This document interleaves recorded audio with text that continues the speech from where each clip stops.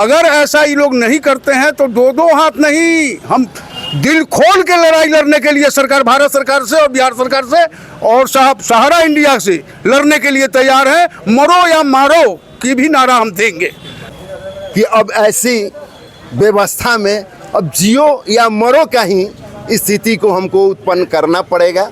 आज संयोग से हम लोगों ने इस विषय पर मुजफ्फरपुर के जिला पदाधिकारी से मिलने के लिए आए थे।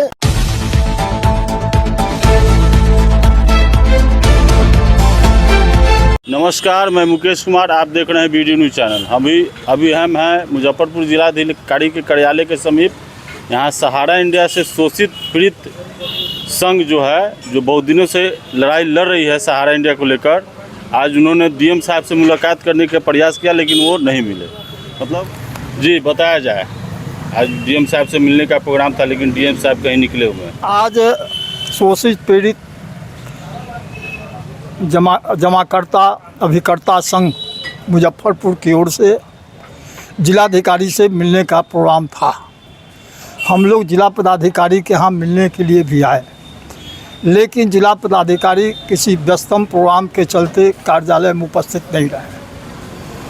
हमारा मांग है और माननीय गृह मंत्री ने चुनाव से पूर्व यह आश्वस्त किया था कि चुनाव के पहले हम एक एक आदमी का पेमेंट कर देंगे, लेकिन इतना फ्रॉडिज्म हुआ कि जमाकर्ताओं का, सहारा इंडिया में जमा करने वाले साथियों का अभी तक 1 रुपये का पेमेंट नहीं हो सका, जबकि गृह मंत्री अमित शाह ने आश्वस्त किया था कि चुनाव के पूर्व हर हाल में पेमेंट हो जाएगा।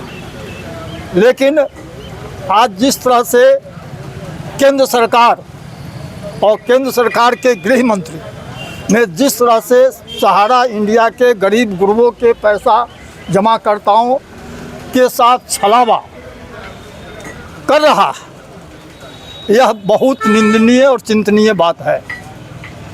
हमारे नरेंद्र भाई के आवास पर जमाकर्ताओं की एक बैठक, वहाँ के जोनल चीफ से लेकर के तमाम लोग, सहारा इंडिया के जोनल चीफ से लेकर तमाम लोगों के नेतृत्व में और जमाकर्ता, और वहाँ सवाल जवाब भी हुए। वो लोग भी कहे कि 5,000 और 10,000 के अंतर्गत जो लोगों को पेमेंट करना है वो हम जमा करेंगे, दे देंगे, लेकिन उन लोगों को भी 1 रुपया अभी तक नहीं हो सका। इसलिए चाहे वह केंद्र की सरकार हो या सहारा इंडिया मैनेजमेंट हो, हमको लगता है कि दोनों की मिली भगत है और मिली भगत के कारण हमारे जमाकर्ता सफर हो रहा है और अभिकर्ता भी परेशान हैं। आए दिन जो उनकी दयनीय स्थिति है वो भागे भागे फिर रहे हैं, लेकिन केंद्र सरकार हो या राज्य सरकार हो, दोनों सरकारें कान में तेल दे करके सोई हुई है। हम मांग करते हैं कि जितना जल्दी हो जमाकर्ताओं का पैसा पेमेंट हो, और नहीं तो आने वाला दिन में हम मुख्य दर्शक नहीं रहेंगे। हम केंद्र सरकार हो या राज्य सरकार हो, हम दोनों से लड़ाई लड़ने के लिए, दो हाथ करने के लिए हम लोग तैयार हैं। आप कुछ कहेंगे इस मामले पर? सहारा इंडिया के प्रबंधक लोग भी हमारे दरवाजे पर ही आए थे और वहाँ मीटिंग हुई थी। उस मीटिंग में उन लोगों ने सकारा कि साहब हम जमाकर्ता को रुपया देंगे 10,000 5,000।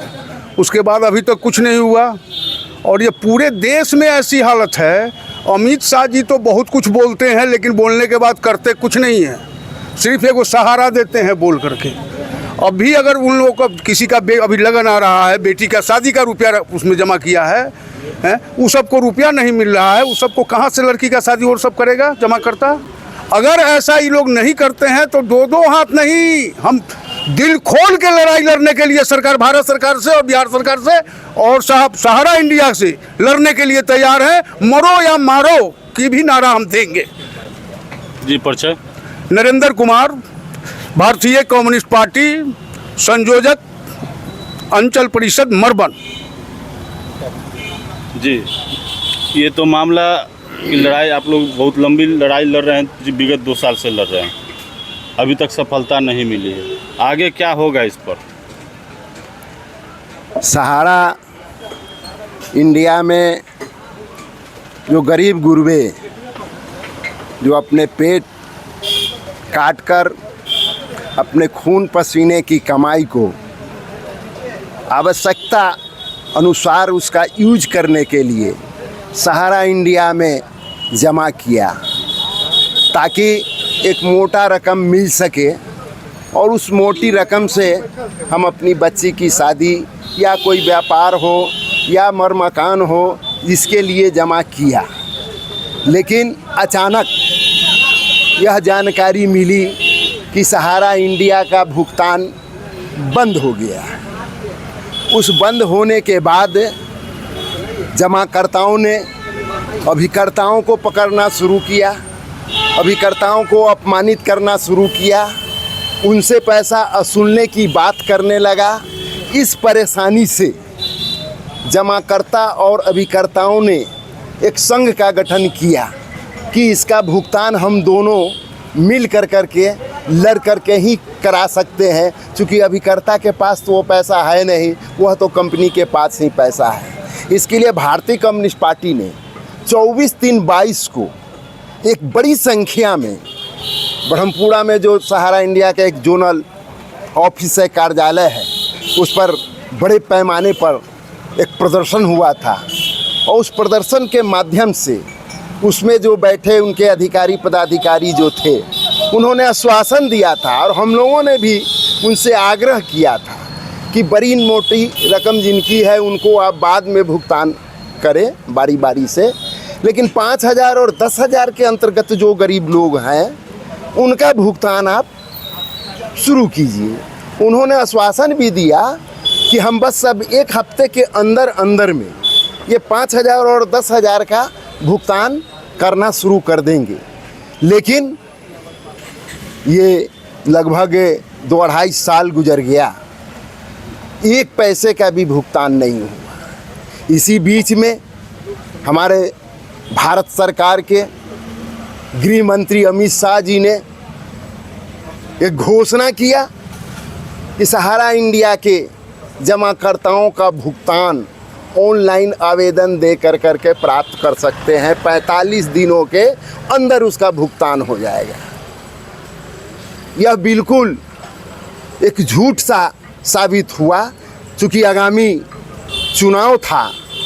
चुनाव में हम समझते हैं कि लगभग करोड़ों, मतलब 80 करोड़ लोगों की जनता जो गरीब हैं उनका पैसा सहारा इंडिया में है।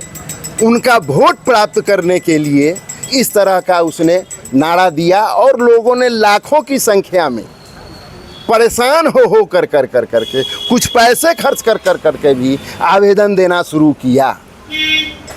लेकिन आज फिर वह बैठा हुआ है इस आदेश के अंतर्गत कि अब भुगतान हमारा हो जाएगा। रोज़ अपने बैंक खाते में जा कर के देखता है कि हमारा पैसा आ गया, आज तक नहीं आया।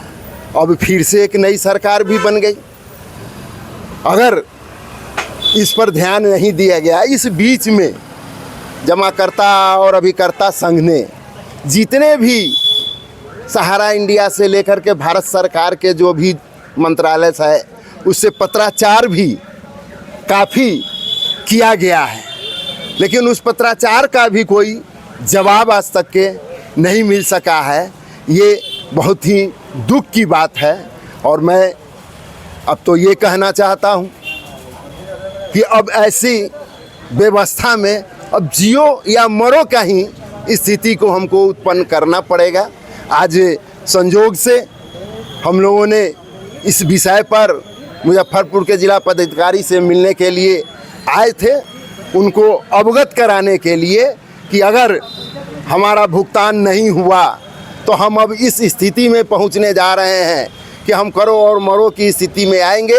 और उस परिस्थिति में जो भी घटनाएं और दुर्घटनाएं होगी यह आपकी प्रशासन की जिम्मेवारी बनेगी।